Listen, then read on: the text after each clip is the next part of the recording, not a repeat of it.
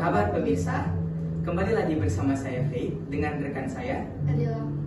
Kami akan memberitakan sekumpulan informasi dengan tujuan untuk mengedukasi pemirsa seputar bisnis. Bisnis tentunya menjadi cara bagi masyarakat untuk memenuhi kebutuhan hidup mereka.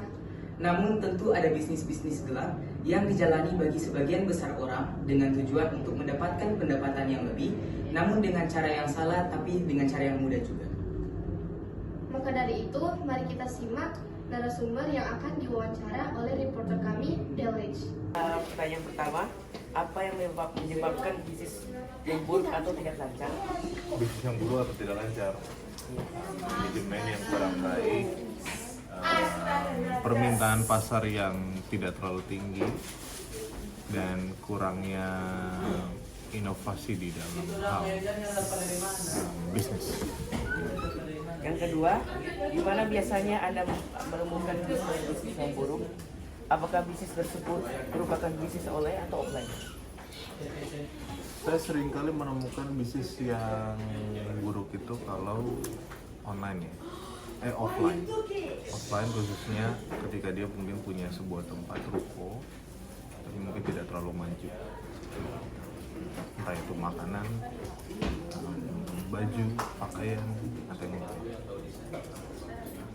Untuk ketiga, kapan terakhir Bapak mengetahui adanya bisnis yang buruk? Terakhir, baru dari pagi mungkin ada bisnis online menyediakan tempat makan, jual tempat makan, tapi akhirnya berencana untuk bangkrut karena biaya produksi yang mahal, tidak seimbang dengan income yang masuk. Yang kelima, mengapa mereka memilih untuk melakukan proses yang tidak seharusnya dilakukan? Bapak, ya saya rasa bahwa nggak ada orang yang mau berbisnis hanya untuk rugi ya. Jadi plannya memang mereka mungkin punya tujuan yang bagus, tapi mungkin cara-cara di dalam mencapai tujuan itu yang kurang tepat. Yang keenam, bagaimana bisnis itu dapat berlanjut ketika sudah terlanjur melakukan proses berbisnis yang baik? Banyak hal, bisa mau nggak mau harus tutup sementara, ganti kepada ruang lingkup bisnis yang lain, atau melakukan perombakan secara massal, secara internal. Itu saja Pak, terima kasih. Oke, thank you Pak. Oke, jadi pertanyaan pertama, apa yang menyebabkan bisnis yang buruk atau tidak lancar? Mungkin dari segi bagaimana penjualannya juga, jika tidak lancar mungkin menurut saya bisnis itu biasanya di tempat yang tempat yang memiliki lokasi yang strategis. Kedua, di mana biasanya Anda menemukan bisnis-bisnis yang buruk? Apakah secara online atau offline? Biasanya secara online, karena jika dilihat dari online kan biasanya ada yang memiliki display yang baik, tetapi jika setelah dipesan barang tersebut ada yang tidak sesuai dengan hasilnya. Jadi selanjutnya, mengapa mereka memilih untuk melakukan proses yang tidak seharusnya dilakukan? Kenapa? Apa tujuan mereka? Karena mereka tidak terpikirkan bahwa proses mereka itu belum sebaiknya. Dan pertanyaan terakhir, bagaimana bisnis itu dapat berlanjut ketika sudah terlanjur melakukan proses berbisnis yang baik? Karena mungkin pengusaha tersebut tidak mau agar usahanya karena terlanjur kan, dia nggak mau rugi, jadi dia seharusnya untuk melanjutkan. Saya terima kasih. Oke. Pertanyaan ke-1, apa yang menyebabkan bisnis yang buruk atau tidak lancar? Bisnis yang buruk disebabkan oleh manajemen dari bisnis tersebut yang kurang baik.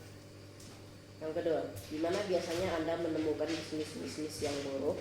Apakah bisnis tersebut merupakan bisnis online atau offline? Bisnis yang buruk bisa dilihat dari keadaan yang sepi dari pembeli, sehingga menyebabkan turunnya kondisi bisnis dari tempat itu. Dan bisa terjadi di offline maupun online, semuanya bisa. Yang ketiga, kapan terakhir Bapak mengetahui adanya bisnis yang buruk?